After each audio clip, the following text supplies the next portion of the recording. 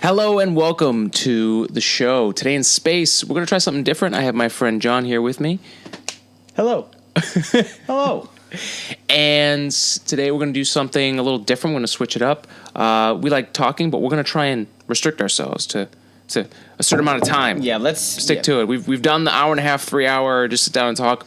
Let's do it straightforward. So this episode is going to be about when that's too far, and that's science. So when does science go too far? When do these things push the boundaries? When do we say enough is enough? So that's what we're going to talk about today. When are people not in their comfort zones anymore? Yeah, when does it start? You're like, I don't know. This is uncomfortable. We're totally a little too fine far. with the phones in the pockets, all that stuff. But there's so much more, especially in technology, and it's changing a whole lot of stuff. And a whole lot of people have a whole lot of opinions. And I'd imagine some of them would agree that it goes too far. Yeah, whatever it may be. And we're so gung ho to have it keep going. Like, oh, just keep progressing in that direction. Yeah, that's no problem. And then all of a sudden, people are like, "What is going on? Like, I hate this. We have to stop this." So, this episode, because we're already going off on a tangent, automation. So, when does automation go too far? And to keep it topical, we have the incident with the Uber, the automated car that hit that woman, killed that woman. It was undergoing some testing down in Arizona. There was a guy behind the wheel, or gal, but there was someone behind the wheel. Which is good to know. Yeah, good to know. That was a backup safety. Yep, and you know, it looks like there wasn't really much that could be done. Looks like the sensors, whatever the case may be, it needs more We still testing. need to figure it out. Exactly. Needs more testing. Whatever happened, and that's, I mean, before this moment, everything leading up to this was, we need to get driverless cars out there. Oh my God, I can't believe it's going to happen. And this is exactly the kind of thing that stopped the space program from progressing in the early years, where we were like, we're going to live in this future. Things happen and they get in the way. Things get complicated, and we're finally seeing that point here with self-driving cars. I mean, I know one of the things for me is definitely it comes back to that the bleeding edge right now of where this is all going. Again, this is just from stuff I've read. I'm not a complete expert, but that's never been the show. So it's getting to that point where when the car is coming up against a bunch of different things, like what does the car do as it gets to a point where it has to pick between, on the left, you know, there's a car on fire with people outside of it. In front of them, there's a group of people that are in the way, and then to the right of it, the car will drive off and go off the mountain. Like, it has to decide who it's going to save and what it's going to, like, that is a difficult question. We didn't even get to that point. It's already killed something. I think it's killed someone. It's awful. It's awful that this technology is killing people. At the end of the day, this was going to happen. It stinks that now it has happened. Yeah. But yeah, people are going to die. People die in so many different ways nowadays. So this was going to happen. I'm kind of surprised that this wasn't sort of baked into the equation. Right. It's now such at least to the general public, it's such a shock that this happened. And it's now the conversation is, well, what are we going to do about it? But the problem has been there. This problem of why didn't we do that in the first place? Is the car going to kill me, the driver, or is it going to, in order to save the innocent family whose I'm about to run down? Is it a numbers game? If there's 3 people, does the car say, well, you know, you're only 1, so I guess we got to save the 3 people? You know what I mean? But I bought you, car. Right, exactly. There should be some loyalty. Save me. Exactly. Right? Yeah. But there's no right or wrong answer to this question, unfortunately. Right. And hopefully, if nothing else, hopefully what just happened in Arizona, and not to mention maybe California with a Tesla car, but regardless, at least this will expedite this process of, we need to write the rules of these self-driving cars. Yeah. I mean, I thought it was how quickly those automated cars made it onto the road was pretty, honestly, worrying. That was too far for me. How quickly they got out, because I felt there should have been a little more regulation. I think these cars should be on their own lane so that they can test out the algorithms and test out the self-driving software that is running maybe it's AI. I'm not even 100% sure how it works, but let's test run this stuff. Like, have its own dedicated lane, because then it only has to deal with self-driving cars, not humans making driving around self-driving cars.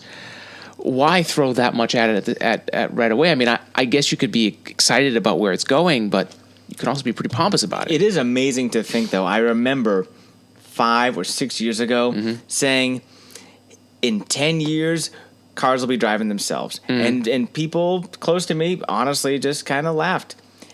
I would have never thought that in 2018, we're already talking about our first death by self-driving car. And it was testing, but at the end of the day, it was testing on a real road with real software. So it's the early stage testing that's kind of been shoved aside. And now we're really into this.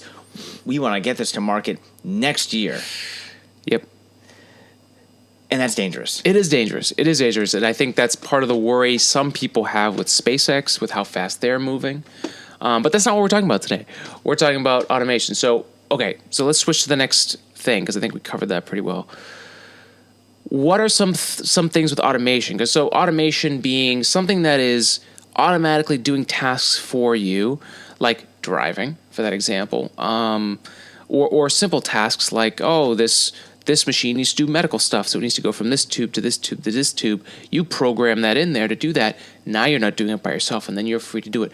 The 3D printing business that I have, perfect automation. I have a little mini factory that works while I go to work, so it's working while I'm working, so I'm actually getting double the work done because of that. So there are some wonderful things about automation, but there are also some pretty worrying things, and that's kind of where I want to start. I guess I'll start with worry. Automation just in general, if we're not careful, if we're not prepared and disciplined enough and have a plan when automation takes all the menial tasks out of our lives, we're going to fill it with crap. I mean, think about what we do with our phones. I mean, we are addicted to our phones to a point where it's affecting our sleep, it's affecting relationships, it's affecting how we interact socially. People are sucked into their phones because no one had any idea what it was going to do. Now that we have some foresight with some of this stuff, like if we're going to completely eliminate stuff from humans that they have to do, including their own jobs, if you don't give them a purpose or set up the means or start training people to go after what they are really passionate about and do those kind of things, it's going to be a really just not a good world to live in. Well, just based on how much time we gave for the testing of the self-driving cars, and nope, got to go faster. I'm sure there'll be an extensive plan in place for rolling out household automation. Think about how many daily tasks, just taking out the trash and the dishes and all that stuff. Think about how much of that could be automated. Now, not without some cost, and not tomorrow. But you could imagine a house that's just sort of cleaning itself, regulating the climate in the house, dusting quality of the things. air. Who knows? You push a button and little dusters come out and they clean off all the shelves. So that's good, right? Isn't that good that these meaningless tasks are being completed by robots now? Yeah. But on the other hand, when does it go too far where meaningless tasks now become tasks that you have a special set of skills to do? Now that's being automated. Where is that line? Where does it become, no, this is great because no one likes doing this, right. But this is bad though. Let's not automate this. Right. Is it a monetary thing? Is it I'm being paid to do this work, so I want to continue doing this work? I'm not being paid to take out the trash, so, Mr. Robot, you take out the trash. Right. That's too far. It is too far, man. It's definitely a scary thing to think about because it can go out of control very quickly. I mean, just another worry of mine, automation just in general, and we'll talk about this in a little bit. Computers do everything. Automation, like AI, is terrifying. We'll talk about it in a little bit, but like even having a humanoid or a robot that is kind of like your butler, your task maker. someone who's gonna. It's weird. You just you tell it what things to do, and yeah, maybe that's the automated taking out the trash isn't a trash barrel on wheels. Maybe it's just a dude who lives in your house and kind of looks like you, but it's a robot at the end of the day. Right. And you tell him, hey, take out the trash. I'm going to go back to bed. Yeah. Or how about you go to the grocery store? I don't feel like leaving the house. In fact, I don't feel like ever leaving the house, so you do everything for me. Just make sure I don't die. Right. And I'm just going to sit here. So even if it is meaningless, is it still bad to replace all meaningless work? No, I don't think it's bad, because think about how much more we can get done in today's world, because with what phones have done, phones have given us superpowers, smartphones, that we're able to get more done in a shorter amount of time than we ever would have gotten. Think about how many people we can harass in just 2 seconds. Oh, it's beautiful. Instantly. We can just instant you can harass. ruin hundreds of people's day instantly. But no, it's an amazing thing. It's a tool to be used, and I think where we messed up with the introduction of the phone and the internet and getting things done on computers is, instead of saying, oh, okay, we work 40 hours a week, let's make that 40-hour week a better place to be.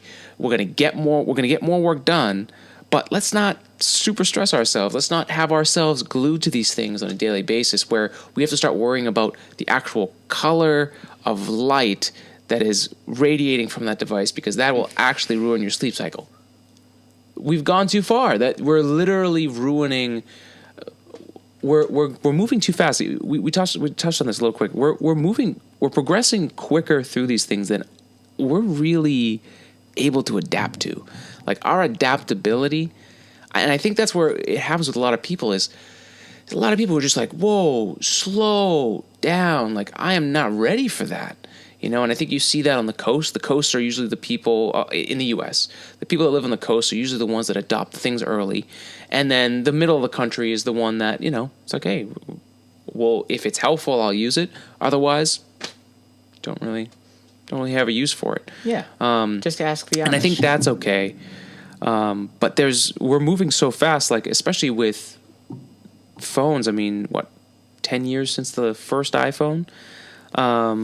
Which is crazy how much has happened in those 10 years, and how it's gone from that first thing to the second thing. And that's just a device that does a certain amount of tasks. And now before we finish, so, sorry, this timing thing is crazy. I don't like being timed. We're up against it. So, with just that little amount, we've done a lot. So I think that's some of the things I'm hopeful for, is how much more can we get done? How much more can we do? Like, I'm really hopeful for space. All the automation is going to help us do so much more on long-term missions in space. We can send some robots to Mars and say, we're going to check in with you in about a year. In the meantime, build all this stuff for us, please. Assuming that the robots have morals and they appreciate. Oh, we're programming without morals. It'll be excellent, fine. Excellent. Or the exact morals we want. Uh-oh. And that's another thing. The programmer's morality put into the actual thing that's being automated, which is a whole nother subject. How do you not have, like, the Supreme Court? You can't have the Supreme Court issuing law, and then you have. Yeah, but you guys in Silicon Valley, you can do what you want. Yeah. But when it comes to the people, we are the law. But the robots, they can be, killing, hating. Well, and then you whatever. talk about robot rights. If robots start getting into the fray here, like, how much do you have to pay a robot? Can a robot vote? What? That's when things get really crazy. So we kind of flew by what we're hopeful for. I can totally what see are you hopeful for? I can see one party having a strong influence over the, hey, why don't you write this into the code? That way they'll vote for us. So even just think of where. And not to go down that rabbit hole, but just think of the once you add in that part of it to these robots that are just doing tasks, that's a really, really slippery slope. That doesn't even begin to explain the change that the last 10 years. Yeah, plenty of change. We haven't seen the beginning of it yet. Right. there's so much to come, and we have this brief moment to reflect and think about it and put some ideas together to kind of plan for it. And one of the things that's being worked on right now that has the ability to make the most ultimate good for us and could be used in the most awful ways is artificial intelligence. So from the little that I know there's a bunch of different varying ones. There's obviously the automation we have that gets a single task really done really, really well. And then there's the next level, which is being worked on now, is artificial general intelligence, which is basically it's going to be able to. It's more like the human brain than anything else. If I got it right, able to like interpret. It's able to do a lot of different tasks and dive deep into them and go headstrong. So you give it a task and it's going to get it done. And that's where some morality things come into it, where it's like, is it if human beings are in the middle of it completing its task, will it go right through those human beings and get rid of the human beings and eliminate them because they're in the way of the task it needs to make? Well, you just need to give it enough info. So like, hey, line 200 of code. If there are humans in the way, just leave them alone and, wait until they've gone on their way and then continue your task. So just like we've had this self-driving car thing where maybe the car isn't at this point making a conscious decision, this is why we need to do this now. Yeah. Because even under the best of circumstances, there's still going to be these awful failures of like, oh crap, we didn't expect the robot to slice the guy in half because he was in the way at the grocery store. Yeah. But because you were trying to get some watermelons and that guy was standing in the way. Yeah. Right. So he had his headphones on. He didn't hear you. The robot's like, I need to get the task done. And he goes right, to the guy. Do you like me, master? I got your groceries. I also killed someone. The police are out front. It's okay. Oh man. So that's the really terrible thing. And then it can also be weaponized for countries to then use that their intelligence that they've created. Now this is all the super crazy, super bad, kind of alarmist in a way, of what could be possible with artificial intelligence. What I do like about in the space aspect of artificial intelligence, the super or artificial general, whatever, is having kind of like a Watson or like a dedicated artificial AI that helps run operations on the ship or the colony or wherever they are, either on land or another planet or in the spacecraft itself. It's going to be automating a lot of the processes, keeping an eye on all the things, able to troubleshoot live, and do the groundwork of data crunching to figure out what we need to do. Like all the stuff we're learning with NASA, with behavior, that can be programmed into the AI. So there's a lot of wonderful things that can be done. And I think space is a good place to do that because it's so difficult. There isn't a lot of, like, at least not yet, we haven't seen where we have a pretty diplomatic space ambassadorship for Earth. Yes. So it's pretty good right now. So that AI, I would assume, will develop in that environment well, because it's going to be set for tasks. It's going to be set to keep the crew alive, which is a good basis for what you create an AI around, What's not a good basis is how do we get all of these people to do this stuff the way we want it? Like, that's bad, So AI, it's a tool that could be used good or bad, and it's just another version of automation that could go way too far. What's another way for you that it could go too far for automation? You mean AI. Or do you mean AI? AI. What if, how could it go too far? What if, and who knows what our future leader's title will be called, but whatever, whatever the equivalent of the president is, what if the president is Watson, or a Watson equivalent? Or better yet, the Supreme Court. Supreme Court, actually, it's just Watson, or Watson Jr., whatever the next variation is. Something that... Not next year, which, actually at this rate, probably next year. But when the technology is there and we are capable of building something that is just as intelligent as us, not sinister necessarily, but also has a good, clear moral compass, do we let it not take over, but do we give it just like the meaningless tasks that we don't want to do? We also don't want to answer hard questions sometimes. Right. So we let the Supreme Court or whoever it may be, we let them take care of it. Right. So do we then go to, just like we ask our phones. Do we elect AIs to represent us? That's feasible. It would have gone way too far for me way before that, when like we were deciding that, like, who programmed that AI in the first place? He's just going to be like Mayor that's Watson. The whole thing. Like, no, like get out for of me, here. you would have had to have elected the people that would have designed the representative. Like, that's, for me, that's the only way I would be okay with that, where it's like, all right, but then you because how do you even do that? You would need people that would have programming knowledge for that. And what we're gonna like that, it's a whole different landscape than we have today. Like, that's not a political landscape where none of our politicians are going to be able to program AI. Like, the people working at wherever this is being worked on are doing that. You know, they're computer scientists. Election. Forget I said the word election, but imagine a scenario in which we have this controlled body of very smart and well-respected people, and the AI that we're talking about at this point, it couldn't be written down to the line of code. It would have to be something that is just born with like a single thought, and then with its processing is able to, so like a new form of life on its own. Yeah, exactly. Yeah. So something that has minimal codes and minimal instruction, but is able to just sort of take in everything like we would. Right. But also isn't biased and isn't lazy or whatever the case may be. Kind of like Data from Star Trek, where it's like he's not really biased by anything. He's an android trying to learn how to be a human.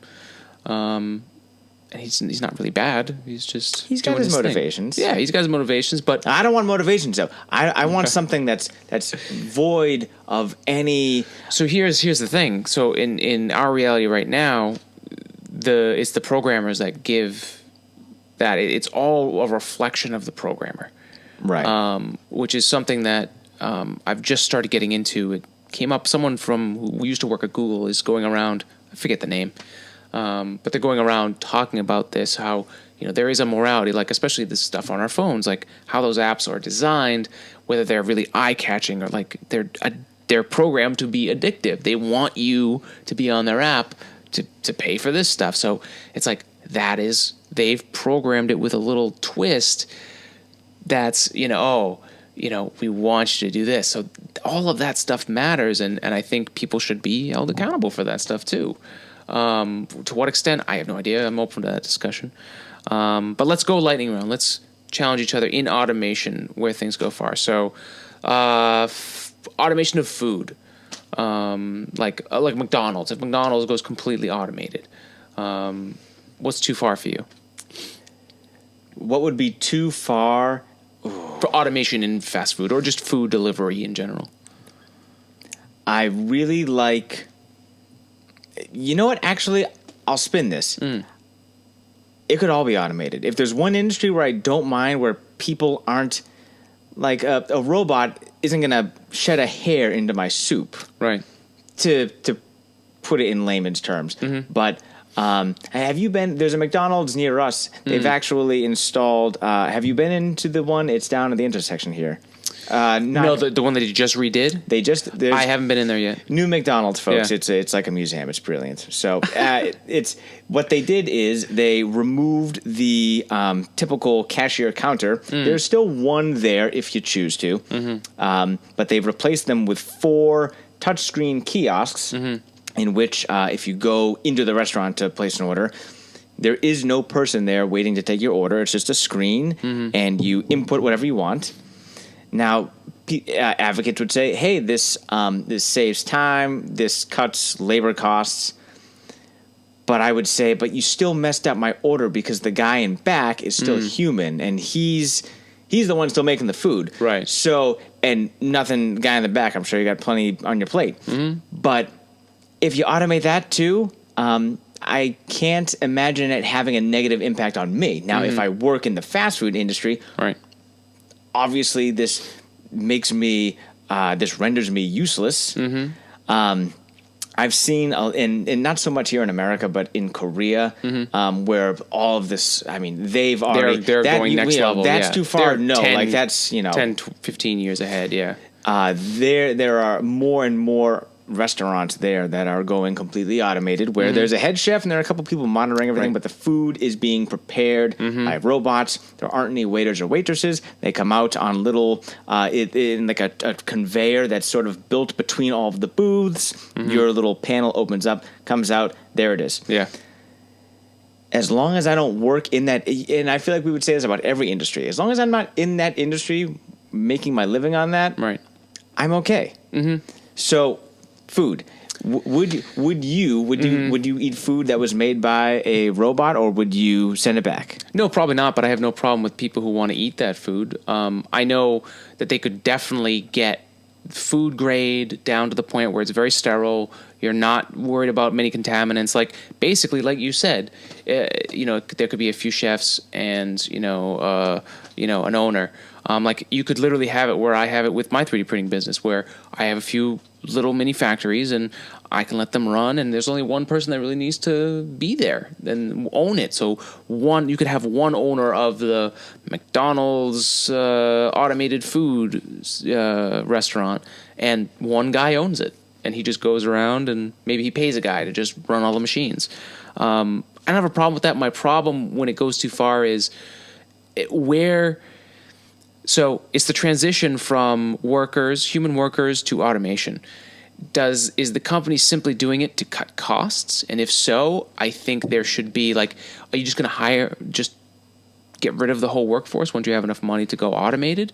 That probably won't happen, but shouldn't there be a plan in place? Do you have to pay per machine, or the equivalent tax. Yeah, the equivalent of how many humans it would take to do that task? Like, I'm open to the discussion of how do you, because you're removing people from an industry, and with the way the world is today, with the way electronics are and how easily customizable and custom for a solution it can be, we got to prepare for that. And that's kind of where this looking into the future thing, yeah, do you have to pay a certain amount of labor for those robots that are automated, the automation that is happening, so that you can pay for those employees you're firing to get education in something else, or to have educational stipends to go learn the thing that they want to do. You know what I mean? Like, or help them apply to another job.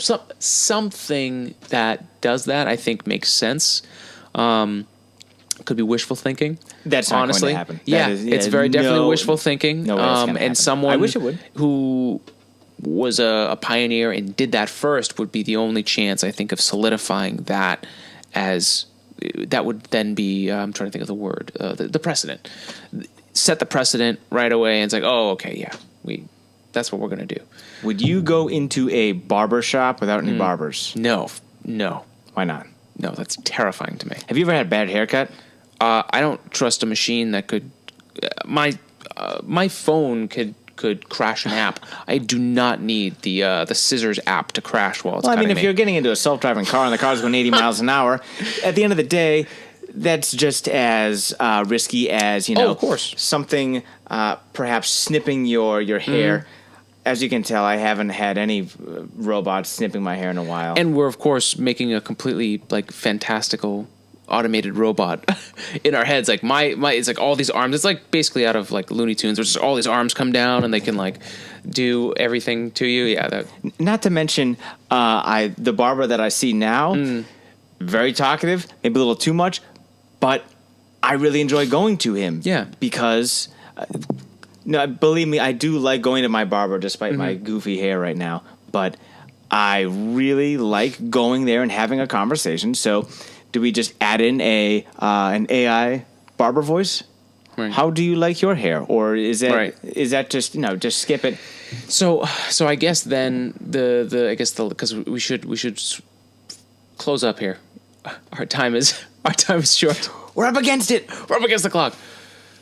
So when does it go? When is that too far when it comes to replacing basically every job with something automated.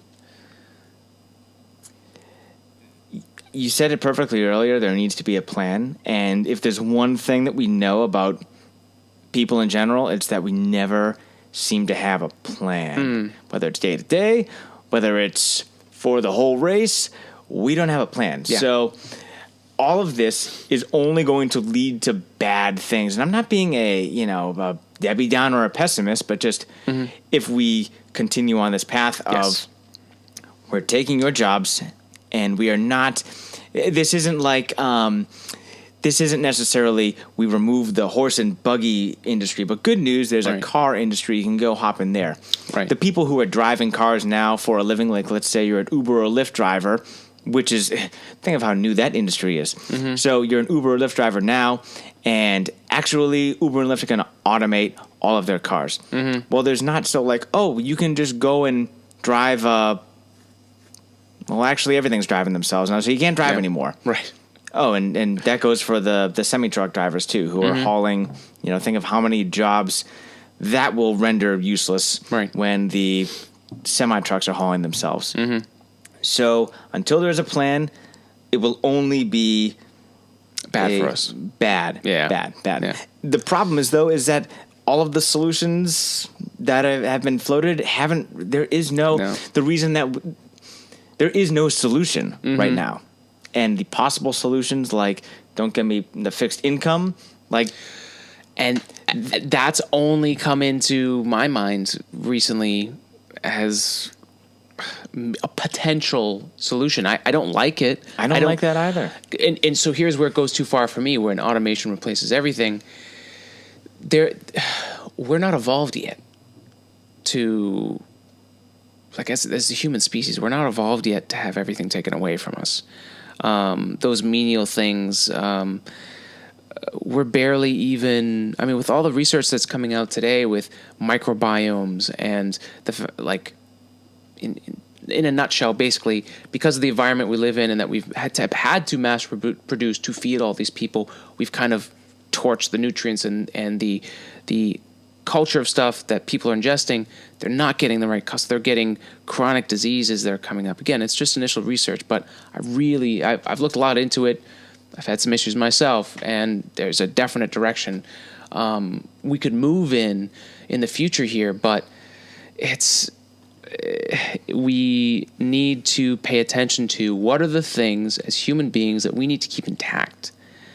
Like you said, going to a barber and having a conversation with him. Yeah, it's a little annoying, but he's still your barber. Oh, I love it. Oh, no. Nothing but it's great, right? Just a little bit of that awkwardness and just having a social interaction. The plug and play, like, oh, okay, I'm going to do this. Okay, cool. We're in a good jab. We're having a good conversation. We're already dehumanizing ourselves with phones. What are we going to do when we don't have to work with other people? There's certain aspects that we have to keep, I think, until we're evolved enough to get past it. And I think if we move too fast, we're going to see some serious things. And I think it goes back to with this whole self-driving death, this incident.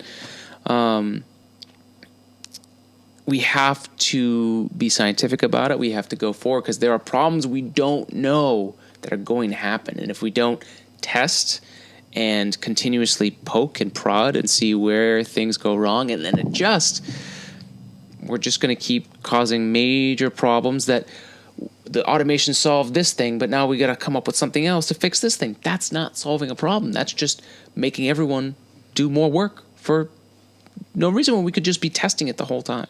So that's where it goes too far for me is are we doing a disservice to us as primates if we don't have an environment where we can be primates?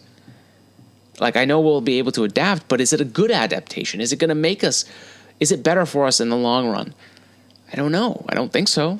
It doesn't seem like it is to me. If only there was some supercomputer that we could ask this and it would give us the answer. It would be all over then, John. Watson, how do we solve this? And then you could see how Watson could become now with Google and Alexa and Siri. We do that now. Oh, what is it? God, we're screwed. Anyways.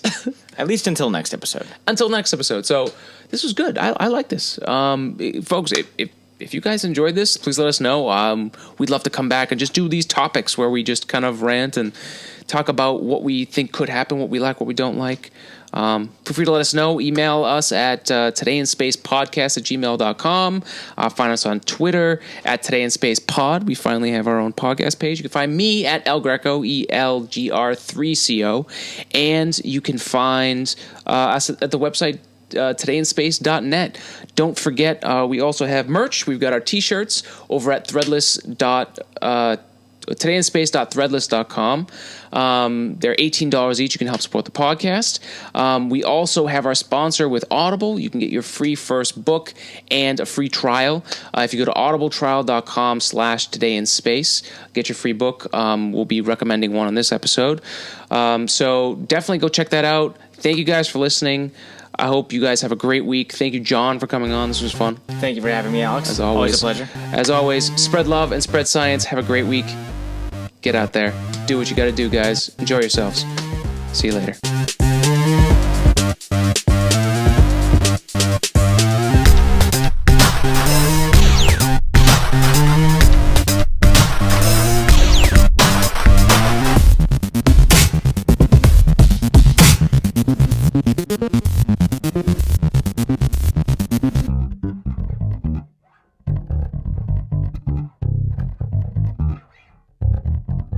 All right, 2 seconds of bonus content. Okay. The book that you can recommend, maybe, Yeah. it's a book called What If. Okay. It's not so much a book as it is a series of what if questions, and they were written by a science super nerd blogger who, after years, received, like, what if the Earth stopped spinning? What would happen? And then he's like, well, let me use science to figure that out. And he uses all sorts of satire and funny, like, handmade drawings. It's just, it's What if? up my alley. It's up your alley. Cool. It's an excellent book. I would definitely recommend it. Very good.